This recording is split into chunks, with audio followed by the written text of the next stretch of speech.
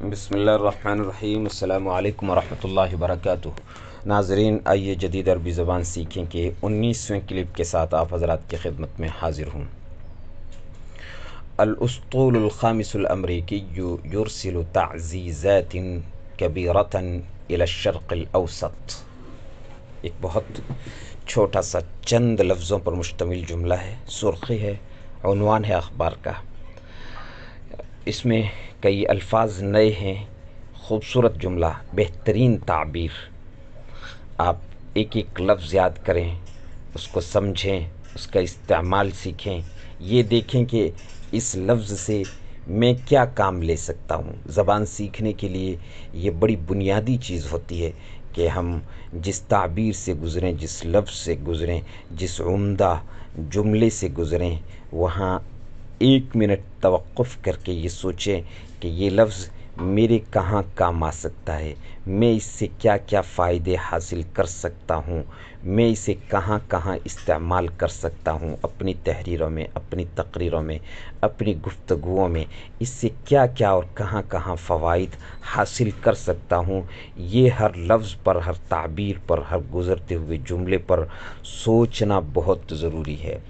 الاسطول الخامس، الاسطول بحری بیڑے کو کہتے ہیں، الاسطول، جس میں جہاز ہوتے ہیں، اور آج کل بہت جدید قسم کے ہوتے ہیں، پانی کی جہاز ہوتا ہے، اس کے ساتھ ساتھ ہوائی جہاز، ہیلی کاپٹر، یہ وہ سب چیزیں ہوتی ہیں۔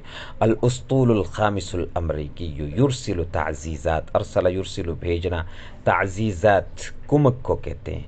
کمک کا مطلب ہوتا ہے کہ ایک فوج اپنے مشن پر ہے، اس فوج کو مزید رسد کی ضرورت ہے، مزید مدد کی ضرورت ہے، تو اور اس کے لیے مدد بھیجی جاتی ہے، اسے قوت اور طاقت فراہم کرنے کے لیے۔ عزز یعزز، تعزیزاً کا معنی ہے کسی کو طاقتور بنانا، کسی کو قوت دینا، کسی کی پشت پناہی کرنا، کمک بھیجنا۔ قرآن کریم میں فعززناہما بثالث، سورہ یاسین میں فعززناہما بثالث، دو قاصد اپنے مشن پر گئے، انہیں تیسرے کے ذریعے سے مضبوط کیا۔ تو یہ لفظ تعزیزات آج کل خوب استعمال ہوتا ہے۔ الی الشرق الاوسط، شرق الاوسط مشرق وسطیٰ کو کہتے ہیں۔ الاسطول الخامس الامریکی یرسل تعزیزات کبیرۃ الی الشرق الاوسط۔ پانچویں امریکی بحری بیڑے نے مشرق وسطیٰ کے لیے بڑی کمک بھیجی۔ پانچویں امریکی بحری بیڑے نے مشرق وسطیٰ کے لیے بڑی کمک بھیجی۔ یرسلو کا ترجمہ، چونکہ یہ عنوان میں آیا ہے اس لیے بھیجی کیا گیا، ورنہ یوں بھی کر سکتے ہیں پانچواں